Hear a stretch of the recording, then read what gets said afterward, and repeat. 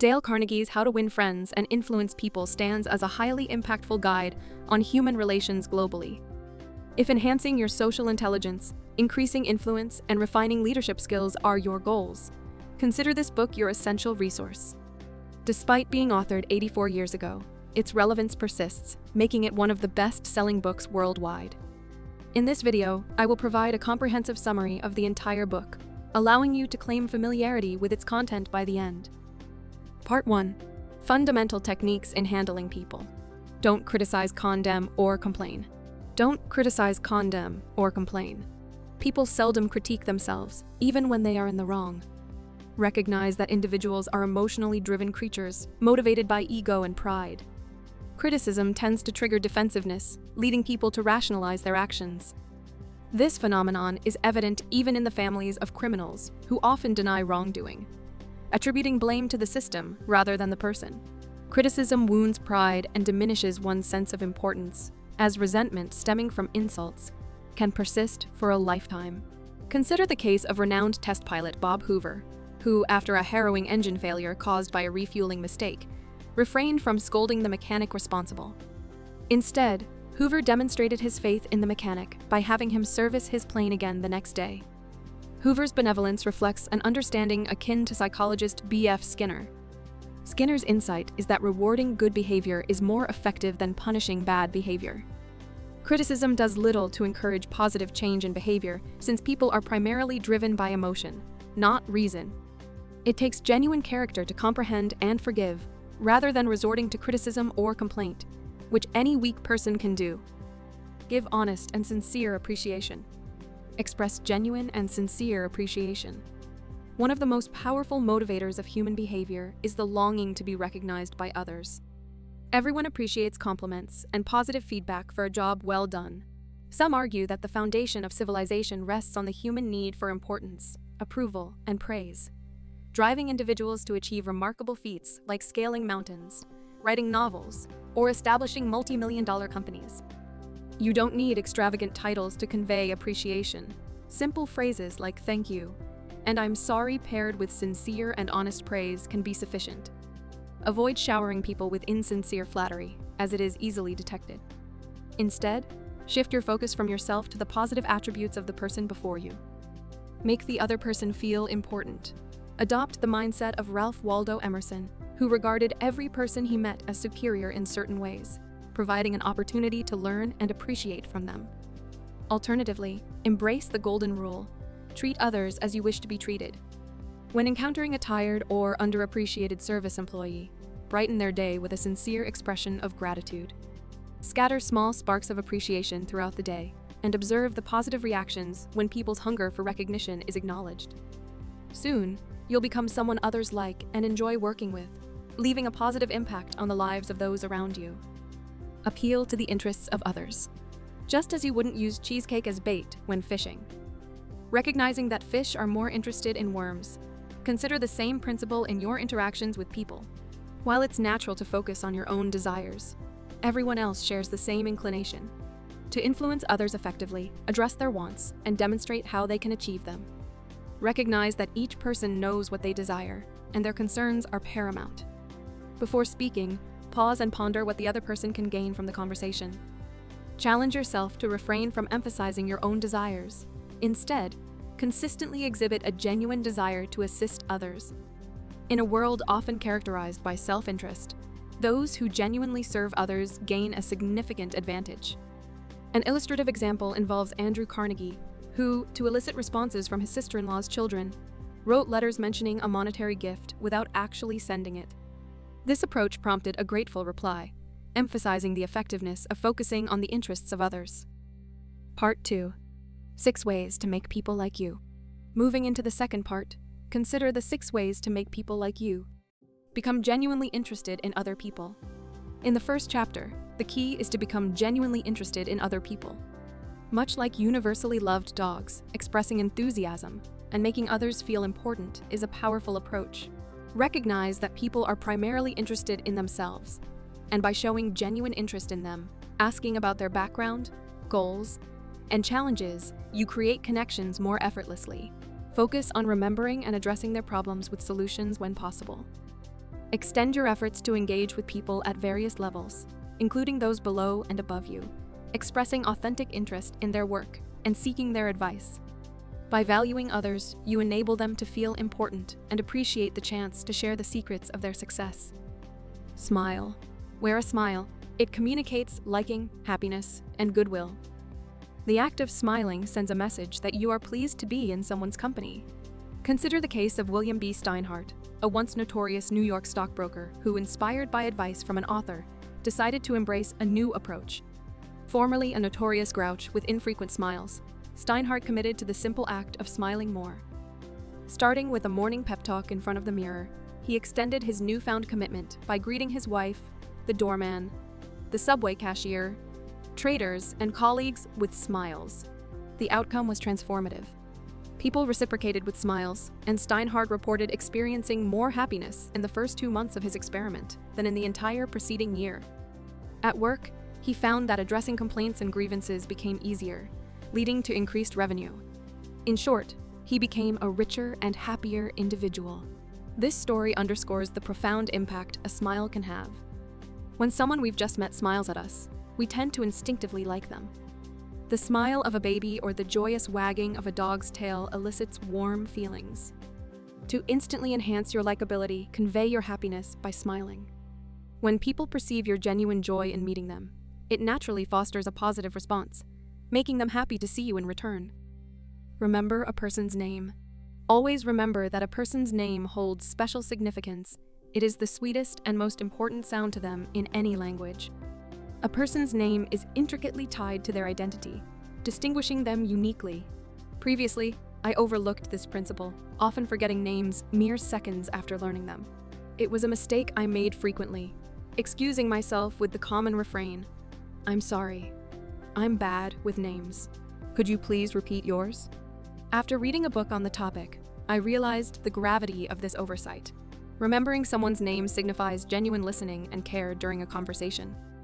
Using a person's name breaks down barriers, fostering a sense of closeness. Nowadays, when meeting someone new, I make a conscious effort to pay attention during the initial introduction. Instead of the generic "nice to meet you," I personalize it with the individual's name, saying something like, "Nice to meet you, Tom." This not only aids in my memory, but also establishes a stronger connection with the other person. So, the next time you encounter someone, whether at the gym or elsewhere, try using their name in greetings.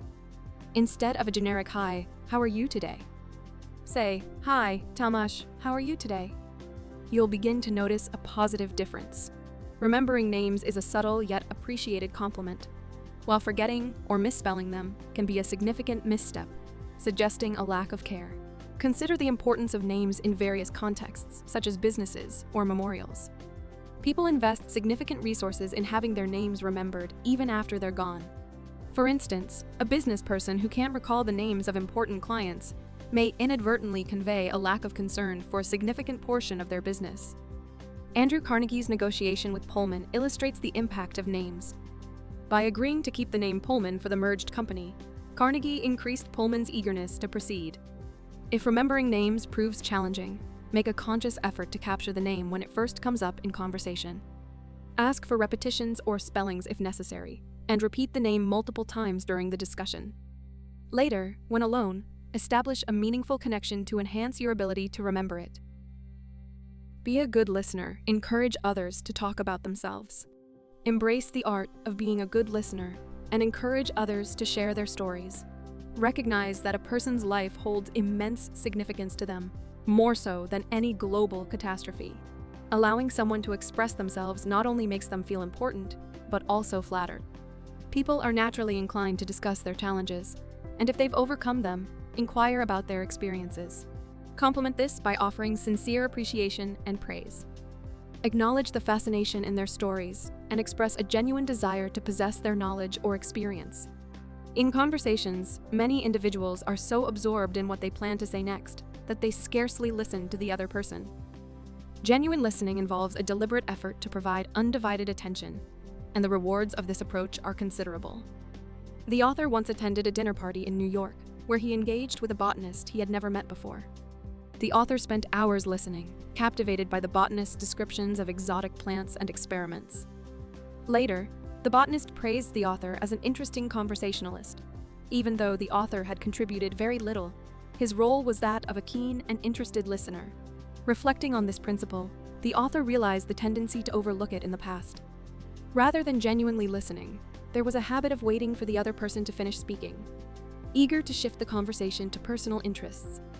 During the other person's dialogue, thoughts revolved around what to say next. Upon the conclusion of their talk, the focus shifted to unloading personal information deemed interesting. The transformative power of active listening, as outlined in the book, revealed the value of providing others with undivided attention and a genuine interest in their narratives. Talk in terms of the other person's interest. Talk in terms of the other person's interest, akin to the analogy of using bait that the fish desires. People tend to be more enthusiastic and engaged when discussing topics that resonate with their own interests, rather than solely focusing on your preferences. Prior to meeting someone, conduct thorough research on their interests to gain a functional understanding of the subject matter. Identify their major goals and tailor the conversation to emphasize how your collaboration can contribute to bringing them closer to achieving those goals. Make the other person feel important and do it sincerely. Ensure that the other person feels genuinely important, acknowledging that almost everyone you encounter possesses some form of superiority. Convey this understanding subtly to them, recognizing their significance. Conversely, refrain from actions that belittle or diminish them, avoiding anything that may make them feel small or unimportant. Offer praise sincerely, without expecting anything in return, aiming to radiate happiness and uplift the other person. This principle serves as a recap of earlier principles, and I won't delve into it extensively. Part 3. 12 ways to win people to your way of thinking. Praise is valuable, but what if someone disagrees with you?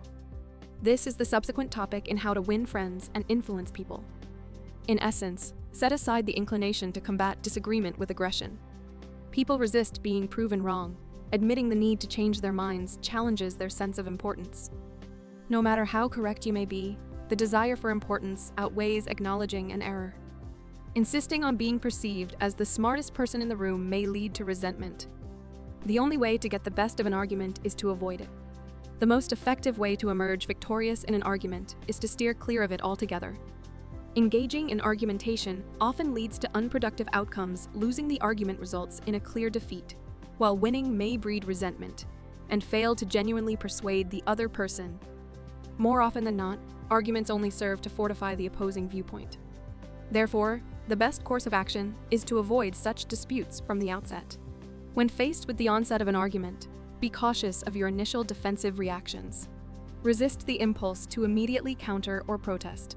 Furthermore, maintain control over your temper and actively listen to your opponent without resistance. Promise to thoroughly consider their perspective, actively seeking common ground and areas of agreement. This approach serves to minimize your opponent's defensiveness and promotes a more constructive exchange of ideas. Begin in a friendly way. Start with a friendly approach, as a hostile attitude tends to elicit reciprocal hostility. It's important to acknowledge that people are resistant to changing their minds and cannot be forced to agree with you. Instead, consider leading them to contemplate different perspectives. Drawing a parallel with attracting an animal, one doesn't chase after it with aggression, but rather entices it with food. A small amount of kindness often has a more significant impact than an abundance of harshness. An example illustrates this. Faced with a rent increase, an individual chose not to complain about the unfairness, but instead expressed appreciation for the house and the landlord's management. They conveyed a desire to stay for another year, despite financial constraints. Show respect for the other person's opinions. Avoid admitting you're wrong when faced with an attack, as people tend to staunchly defend their opinions, often losing sight of the main point. In defending their stance, they may focus on finding minor exceptions to maintain the validity of their assertion. Beliefs are often formed casually, but once established, individuals develop an irrational passion to protect them against any threat of being proven wrong. Consider the author's experience when hiring an interior decorator to create curtains for his home. Shocked by the high bill, he initially defended the expense, associating it with quality. However, when a friend criticized the price, he maintained his position. Yet, when another friend praised the same curtains, he acknowledged feeling overcharged and regretted the purchase. This positive approach disarmed him, allowing him to freely admit his mistake. Telling someone they're wrong essentially implies, "I'm smarter than you." constituting a direct attack on their self-esteem.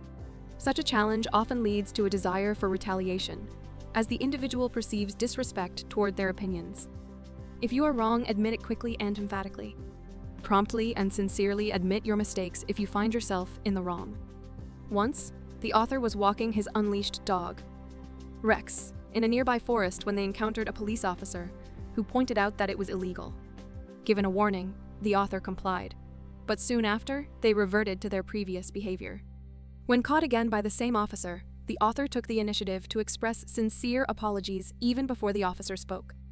This preemptive admission of guilt completely changed the dynamic. Typically, when someone criticizes you for a mistake, they are seeking to feel important.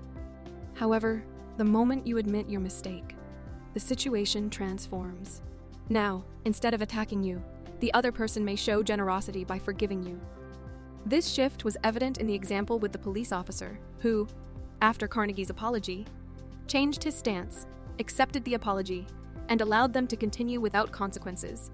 Next time you recognize your error, embrace it enthusiastically. Not only will this approach yield better results, but you'll also find it more enjoyable than having to defend yourself when others point out your mistakes. Let the other person do a great deal of talking. Allow the other person to take the lead in the conversation, especially when there's disagreement. Individuals who don't agree with you may not pay attention while they're preoccupied with expressing their own thoughts. Encourage them to fully articulate their ideas, as it's crucial for fostering understanding. You've likely witnessed arguments where both parties were too absorbed in asserting their viewpoints, resulting in a lack of genuine listening. Resist the urge to interrupt, as it can be detrimental. Visualize an empty bottle that gradually fills as the person talks. When the bottle is full, they become more open to new thoughts. Interrupting empties the bottle, leaving them feeling unheard, and they have to start expressing themselves anew. Therefore, patience in allowing them to speak can enhance communication and understanding. Try to see things from the other person's point of view. Genuinely make an effort to understand things from the other person's perspective. If you had the same body, experiences, and worldview as your partner, arriving at the same conclusions would be inevitable. Acknowledge the importance of the other person's ideas and feelings, treating them with the same significance as your own. Adopting this perspective is not only productive, but also helps you uncover your partner's interests. When presenting an argument, consider framing it to appeal to their interests. Take, for instance, an interview scenario. Instead of viewing it solely as a means to solve your problem, change your perspective. Imagine stepping into the interviewer's shoes, someone dealing with numerous interviews, hoping to find the right fit for their team.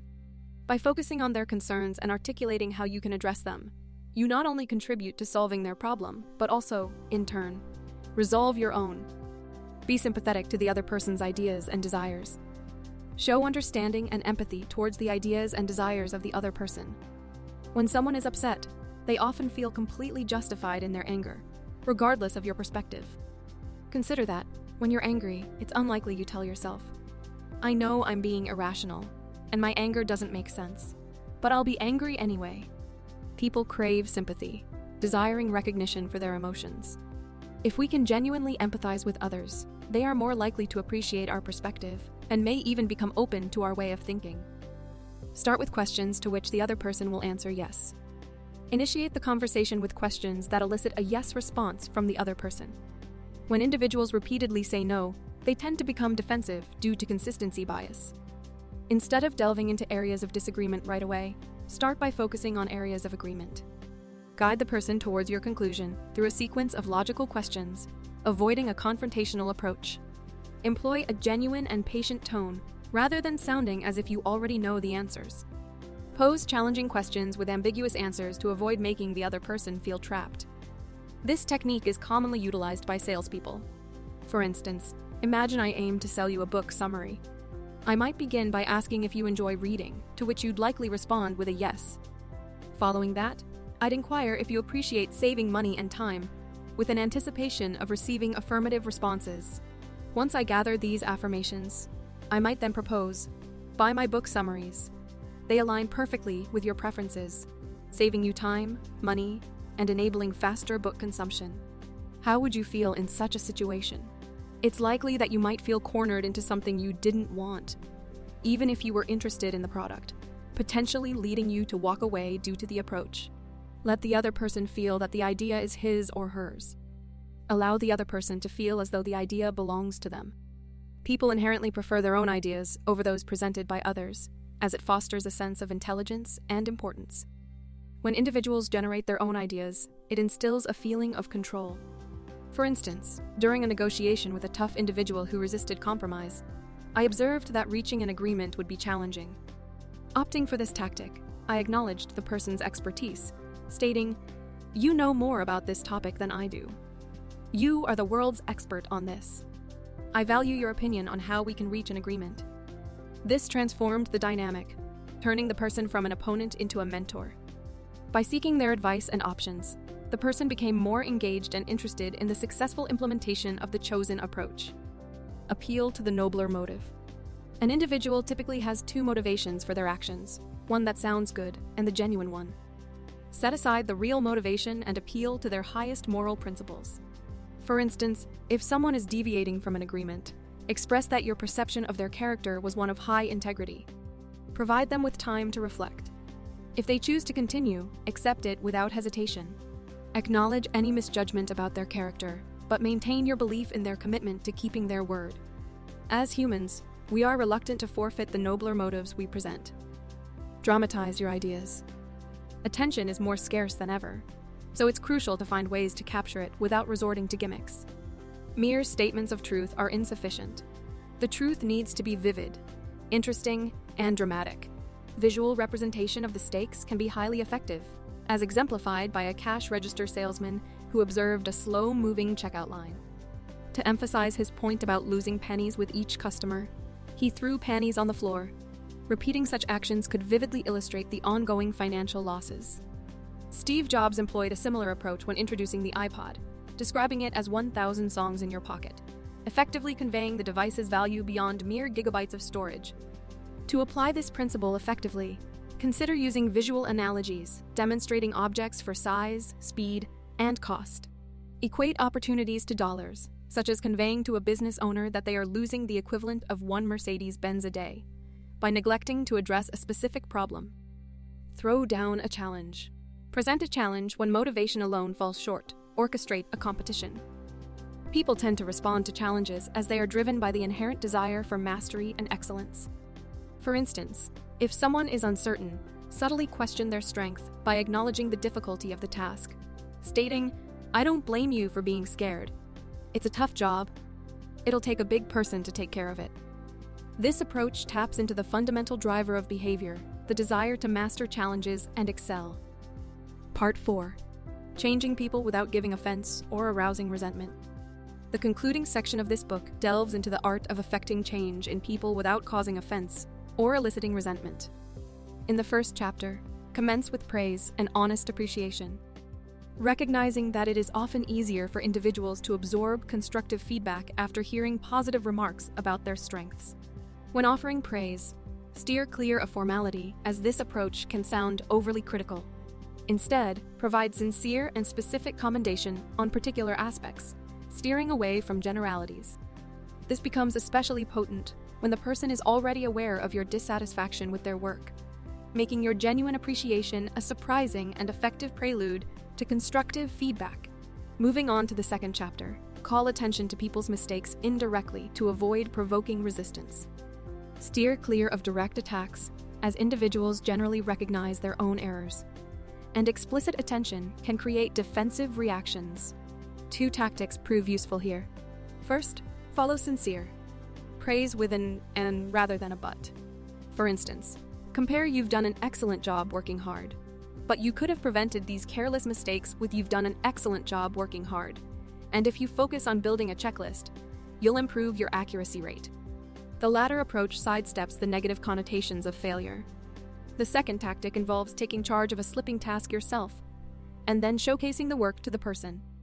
A practical example is when John Wanamaker, noticing a customer being overlooked at the sales counter, personally assisted the woman before handing the completed purchase to the salespeople for wrapping. Talk about your own mistakes before criticizing the other person. Prior to offering criticism to another person, acknowledging your own mistakes serves to demonstrate an understanding of the task's complexity and makes their errors more relatable. This implicit acknowledgement encourages the individual to aspire to your level. According to Carnegie, if your goal is to influence people to align with your perspective, always initiate discussions about your own mistakes before critiquing others. Avoid outright declarations of wrongdoing or admonitions, like "you should not do that," as such statements may trigger a defensive response. Instead, open the conversation by sharing your own mistakes, detailing how you felt when facing similar challenges, and expressing the recognition of your own errors. This approach fosters a more receptive atmosphere for constructive dialogue. Ask questions instead of giving orders.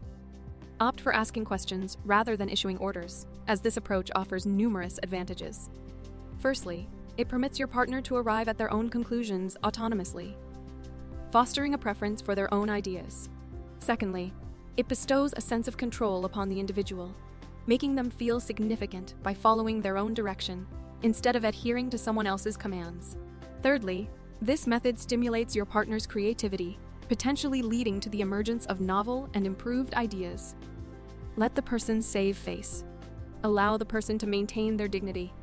People inherently seek a sense of importance, and if you diminish this importance, the person may harbor resentment, making it more challenging to influence them in the future. Instead, let them uphold their pride. While the book doesn't provide specific guidelines on a universal method, the essence revolves around preserving the individual's pride and focusing on what matters to them. For instance, when an employee made a mistake, rather than criticizing her carelessness, the manager expressed gratitude for her efforts, acknowledged that the error wasn't uncommon for a new project, demonstrated faith in her abilities, and recognized her best efforts. Praise every slightest improvement. Commending every improvement serves as motivation for the individual to continue enhancing their performance.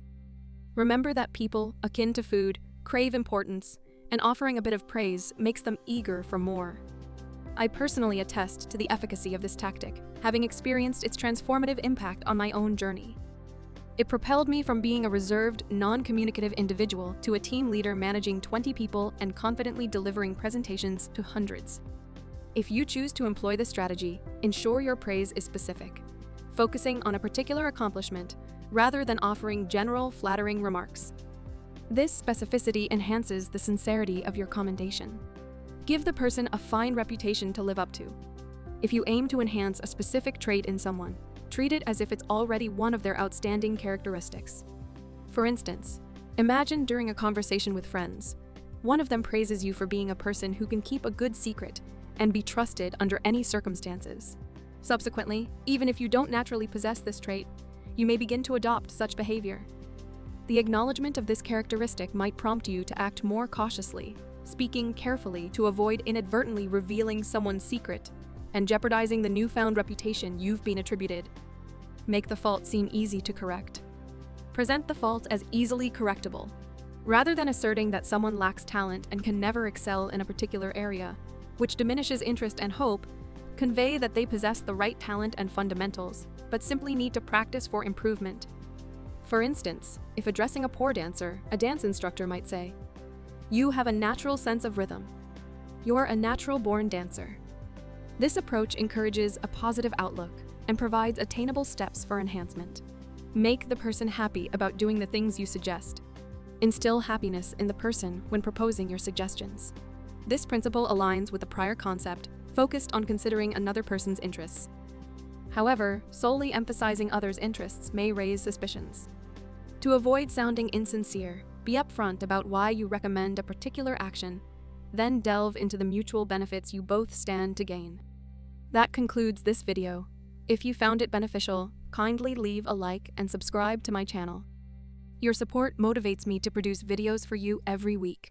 Thank you for watching and have a fantastic day.